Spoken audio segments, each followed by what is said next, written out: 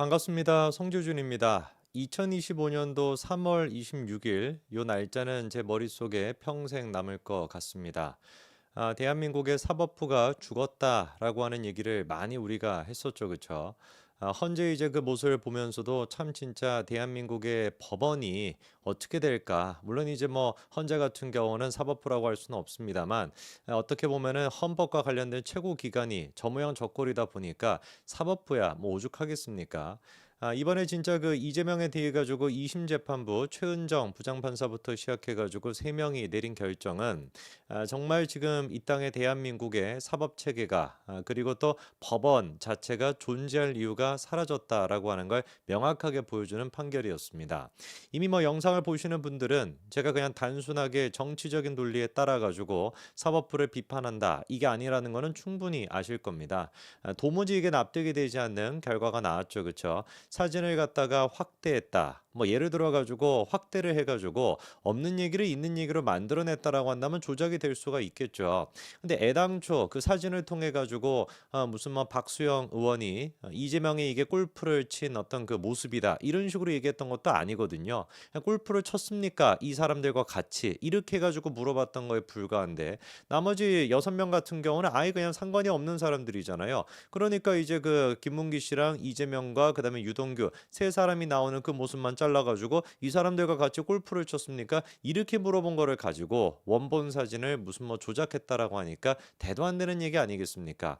뭐 다양한 여러 가지 얘기들이 많습니다만 참 진짜 이번에 사법부의 결정을 통해 가지고 대한민국의 법치가 아직까지도 멀었다라는 생각이 들었고요.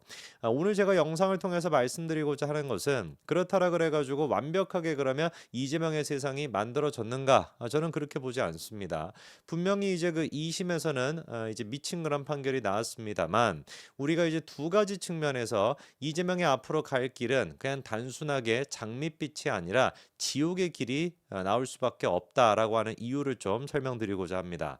우선 일단 첫 번째 같은 경우는 여전히 대법원의 판단이 남아있다라는 부분이에요. 현실적으로 조금 생각해 볼 필요는 있습니다. 만약에 예를 들어 가지고 조기 대선이 열리게 된다라고 한다면은 빠르면 이게 한 5월쯤이 되거나 아니면 이제 5월 말이나 6월 초 요 정도 돼 가지고 조기 대선이 열릴 것이다라고 예상이 되고 있는데 그렇게 된다면은 대법원 판단이 최소한은 이제 그 633 원칙에 따라 가지고 한 6월 중순, 6월 말까지는 이제 그 나와야 될 거거든요. 근데 현실적으로 봐야 된다는 말씀이 뭐냐? 만약에 이제 그 최악의 경우는 대법원이 이재명의 무죄를 갖다가 똑같이 무죄로 내리는 경우가 최악이겠죠.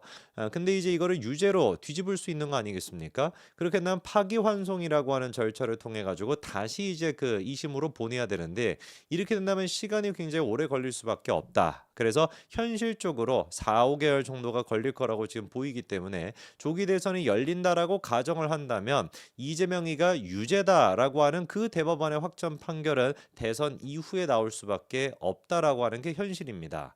자, 그러면은 문제가 되는 것은 많은 사람들이 지금 지적을 하는 것이 대통령이 만약에 되고 난 뒤에는 형사상으로 소추 대상이 되지 않는다라는 거거든요. 근데 그 소추 대상이라고 하는 말이 이재명이 주장하는 것처럼 재판까지 받지 않는다. 이 뜻이 아니라 99%의 사람들은 기소라고 지금 보고 있거든요. 기소가 되지 않는다라는 뜻인 것이지 이미 진행 중인 재판 같은 경우가 중단이 된다는 뜻은 아니다. 이게 이제 99% 사람들의 생각입니다. 그러다 보니까 설령 최악의 상황에서 이재명이가 대통령이 된다라고 할지라도 뭐가 남아 있게 된다. 대법원이 그 이후에 판결이 나와가지고 대통령직을 하고 한 10일, 한 20일 정도를 하고 난 뒤에 바로 대통령직을 내려놔야 되는 그런 결과가 나올 수도 있다라는 게 첫 번째가 될 수가 있고요. 두 번째 같은 경우는 정치적으로 우리가 생각을 좀 해볼 필요가 있는데 꼭 이재명이가 이번에 선거법에서 무죄가 나온 것이 최악이냐라고 한다면 제가 봤을 때는 좋은 점도 분명히 있을 것 같습니다. 물론 최상의 이제 그 조건 같은 경우는 이재명 같은 저런 정치 쓰레기, 조폭 양아치 같은 저런 사람이 아예 그냥 대한민국 정치판에서 빨리 사라지는 거 그게 이제 그 최상의 시나리오겠습니다만 인생이라는 게 원래 그렇게 최상이 잘 안 나오지 않습니까? 어느 정도 이제 그런 어떤 그 중간 단계를 가게 된다라고 생각을 해봤을 때 그러면 좋은 점은 뭐가 있냐라고 한다면 만약에 이재명이가 조기 대선이 열린다라고 가정을 했었을 때 조기 대선 직전까지 이재명이가 대통령 후보다 아니다라는 게 명확하지 않게 된다면 그러니까 아예 그냥 뭐 대법원 판단이 나올 수도 있고 안 나올 수도 있어 약간 이런 식으로 애매모호하게 가게 된다면 중도층이 제가 봤을 때는 쉽게 잘 안 움직였을 것 같아요. 그러니까 뭐 이재명이 나가리가 될 수도 있어라고 생각을 한다면 그리고 그 가능성이 꽤 높다라고 생각을 한다면은 중도층 같은 경우는 위기 의식을 별로 못 느낄 것 같거든요. 아싸리 그런데 이번 결정을 통해 가지고 중도층이 지금 느끼는 바는 야 민주당의 일단 대통령 후보는 누구다 이재명이다라고 결정이 됐습니다. 저는 이게 정치적으로 의미가 있다라고 보는 거거든요. 무슨 말인지 좀 이해가 되십니까? 만약에 이제 그 조기 대선이 열린다라고 했었을 때 대선 직전까지도 대법원 판단이 나올 수도 있어 안 나올 수도 있어 약간 이런 애매모호한 얘기가 나오게 된다면 중도층 사람들 같은 경우는 약간 이재명에 대해 가지고 공포감을 느끼면서도 안도의 한숨을 동시에 쉴 것 같아요. 야, 뭐 어쨌거나 저쨌거나 대법원 판단 나온다라고 하니까 이재명 나가리 되겠지 뭐 약간 이런 식으로 될 수 있다라고 한다면은 아싸리 그냥 지금부터 이재명이가 민주당의 후보다라는 게 거의 명확하게 지금 되어 있는 상태다 보니까 중도층 같은 경우는 이재명에 대한 그 포비아 의식이 있지 않습니까? 그게 제가 봤을 땐 충분히 강화가 될 수가 있다. 그리고 또 두 번째 같은 경우는 보수 진영 같은 경우도 단일화로 사실상 이재명이라고 하는 공동의 적에 맞서 싸우기 위해 가지고 분열이 되는 어떤 그런 현실이 꽤나 줄어들 가능성이 높다라고 저는 봅니다.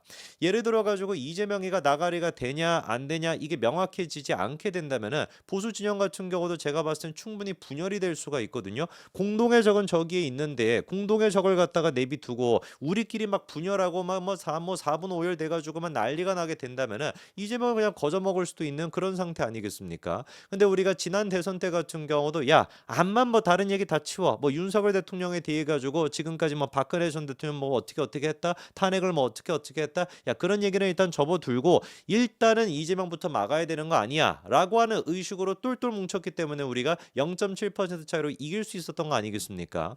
그래서 중도층을 움직일 수가 있다. 그다음에 두 번째 보수가 분열이 되지 않을 수 있다라고 하는 차원에서 봤을 때는 제가 봤을 때 정치적으로 의미가 있다는 것이죠.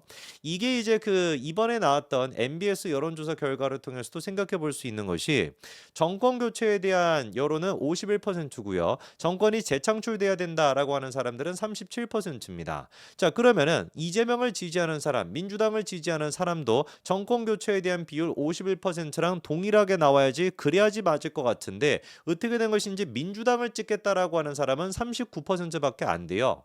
바꿔 얘기해가지고 야 그래 윤석열 정부 일단 뭐 끝나야 돼라고 생각하는 사람이 51%라고 쳤을 때 그 사람들 가운데 야 그러면 이재명으로 민주당으로 이거를 바꿔야지라고 생각하는 사람들은 39%밖에 안 된다. 12% 가까이 되는 사람은 어떻게 된다라는 거예요? 민주당이고 이런 것도 싫고 일단 정권만 바뀌었으면 좋겠어. 이렇게 지금 생각을 한다는 겁니다.